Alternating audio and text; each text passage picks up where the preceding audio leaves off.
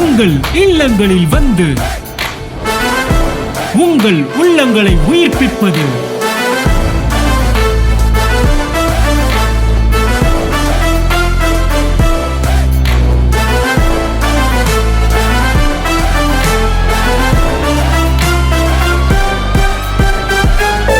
உங்கள் channel DJ.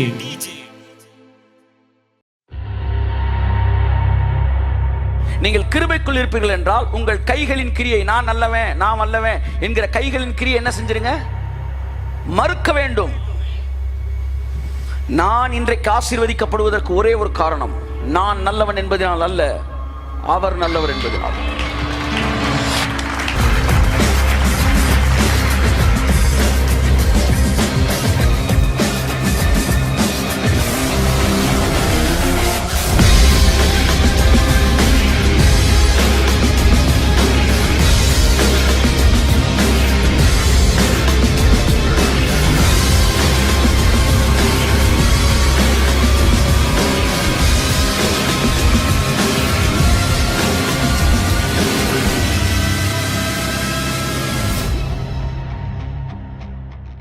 லூக்கா 22:61-62. இன்னொருத்த மனம் திரும்புறான் பாருங்க, பேதுரு. இவர்கள் எல்லாருமே வார்த்தையை வச்சுதான் உள்ள வராங்க. இன்னிலிருந்து உங்கள் மனது இந்த வார்த்தையால் மறுரூபமாகட்டும். அல்லேலூயா சொல்லுவோம், வாசிப்போம். இரண்டாவது blessing பேசிக்கிட்டு இருக்கிறேன். அப்பொழுது கர்த்தர் திரும்பி பேதுருவை நோக்கி பார்த்தார். சேவல் கூவுகிறதற்கு முன்னே நீ என்னை 3 தரம் மறுதலிப்பா என்று கர்த்தர் தன்னிடத்தில் சொன்ன வசனத்தை நினைவு கூர்ந்து, அல்லேலூயா,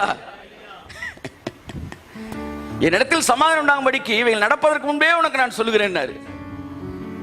ஏன்னா என் மேல தேவன் நல்ல நம்பிக்கை வச்சிருந்தா எனக்கு எடுத்துட்டேனடா, அப்ப நீ பதறாத, நீ இதெல்லாம் பண்ணுவேன்னு எனக்கு தெரியும் என்கிற அந்த வசனத்தை அவன் நினைவு கூர்ந்து அப்படின்னு அழுதான். ஆனா அப்பாட்ட என்ன செஞ்சான்? திரும்பினான். இங்க பாருங்க, மனம் திரும்புதல் என்றால் கிருபை சொல்லுகிற மனம் திரும்புதல், தகப்பனிடத்தில் திரும்புவது. ஒரு அப்பா விட்டு ஒரு பையன் போயிட்டான ரொம்ப தூரமா, அங்க அப்பாட்ட சொத்தை பிரிச்சுட்டு போய் செலவழிச்சு ஊதாரித்தனமா எல்லாத்தையும் அழிச்சிட்டானா. அடுத்த சாப்பாடு கூட வழி இல்லையா. பைபிள் இருக்க அந்த கதை இல்லை, இது வேற கதை. உடனே சத்திரலான்னு முடிவெடுத்துட்டான், ட்ரெயின்ல விழுந்து செத்துருவோன்டான்ட்டு. சரின்ட்டு நம்ம எங்கேயோ செத்தோம்னா நம்ம பாடி கூட கிடைக்காது, சொந்த ஊர்ல செத்தோம்னா பாடியை வச்சு அடக்கம் பண்ணுவாங்க. நம்ம பிறந்த ஊருக்கு போய் செத்துருவோம் அப்படின்னு நினைச்சிட்டு சாகலான்னு முடிவெடுத்தப்ப திடீர்னு அவனுக்கு அவங்க அப்பா நம்ம மேல ஒருவேளை அன்பா இருந்தாருன்னா அப்படின்னு ஒரு சின்ன ஒரு லைட்டு வந்துச்சான். இப்போ என்ன செய்யலாம்? வீட்டுக்கு போவனுக்கு பயம், ஏன்னா சண்டை போட்டு வந்துட்டான் அப்பா கூட.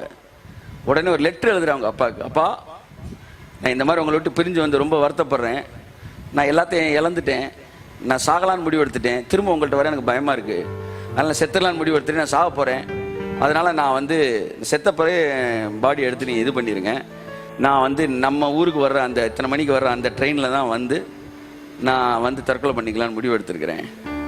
ஊருக்கு வந்து ஒருவேளை நீங்கள் என்ன மன்னிக்கிறதுக்கு தயாராக இருந்தீங்கன்னா நம்ம வீட்டை கிராஸ் பண்ணி தான் அந்த ட்ரெயின், அந்த லெவல் கிராசிங் பக்கம் தான் எங்கள் வீடு, அந்த இதில் போகும்போதே வந்து அந்த வீட்டை பார்க்கலாம். ஒருவேளை நீங்கள் என்ன மன்னிச்சிட்டிங்கன்னா நம்ம வீட்டுக்கு பக்கத்தில் இருக்க அந்த மரத்தில் ஒரே ஒரு வெள்ளை கொடியை நீ கட்டி வைங்க, நான் பார்த்தோன்னே எங்கள் அப்பா என்னை மன்னிச்சிட்டாருன்ட்டு நான் அடுத்த ஸ்டேஷனில் இறங்கி வீட்டுக்கு வந்துடுறேன். நான் அந்த நாள் வந்துச்சான். இவன் அதே மாதிரி ட்ரெயினில் ஏறி போகிறேன். அடுத்த ஸ்டாப்பு இதுக்கு இடையில தான் அப்பா வீடு. மன்னிச்சிருப்பாரா மாட்டாரா, மன்னிச்சிருப்பாரா மாட்டாரா, ஒரே குழப்பம் அவனுக்கு. இருந்தாலும் மனசின் ஓரத்தில் ஒரு விசுவாசம். அந்த விசுவாசத்தோட சரி என்ன செஞ்சிருக்கான்னு பார்ப்போன்னு கிராஸ் ஆகும்போது வீட்டை கிராஸ் பண்ண நான் பார்க்குறான். நான் ஜன்னல் வழியா அந்த மரத்துல ஒரு கொடி இல்லையா, 100 கொடியை கட்டி விட்டுருந்தாங்க. எங்க ஒரு கொடி கட்டி இருந்தா இவன் கண்ணில் படாமடாம போயிருமோன்ட்டு மரமெல்லாம் கொடியா கட்டி வச்சிருந்தாங்க. கையத்தட்டி வேறு என்ன செய்யலாம்? தேவன் இரக்கத்தில் ஐஸ்வர்யம் உள்ளவர். நீ ஒரு கொடியை பேசிக்கிட்டு இருக்கிற, அவர் 100 கொடியை கையத்தட்டு. ஹல்லேலூயா. இதுதான் புதிய ஏற்பாட்டு மனம் திரும்புதல்.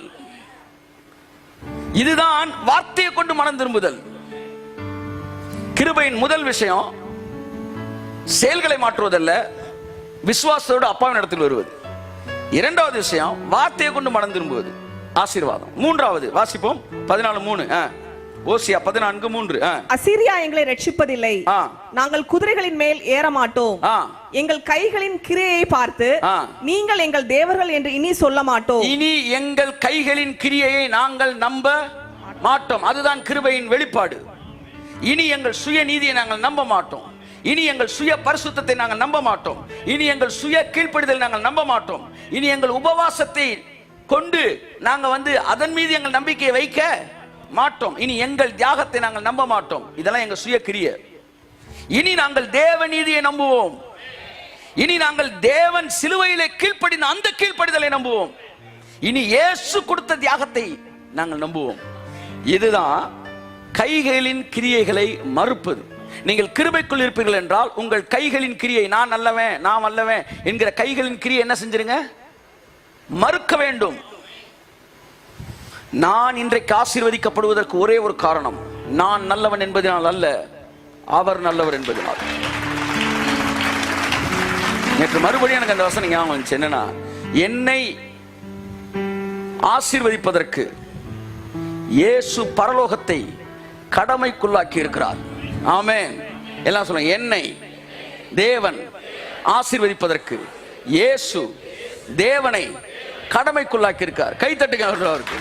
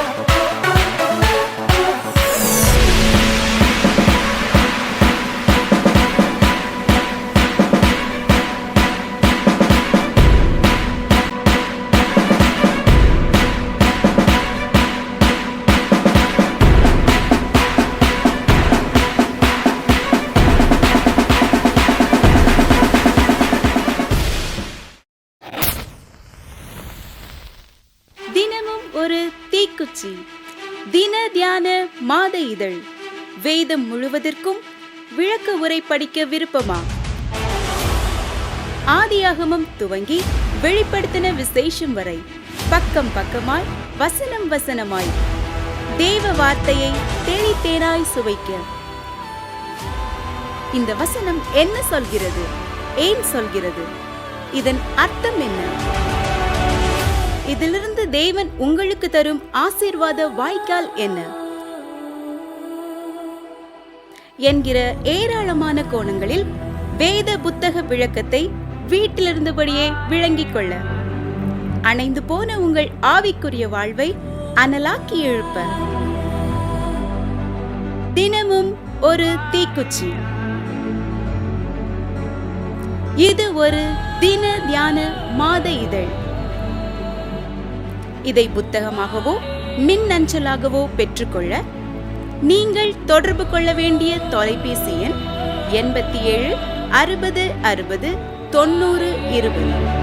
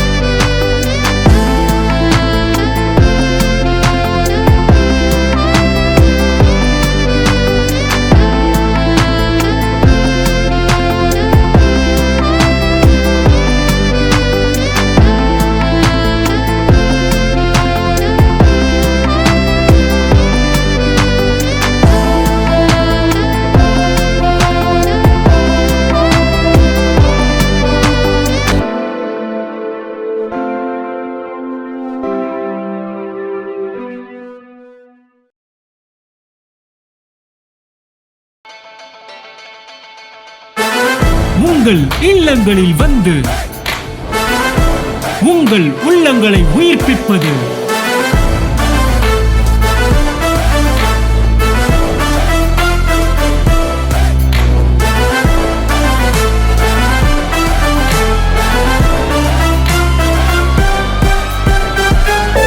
உங்கள் சேனல் டிஜே.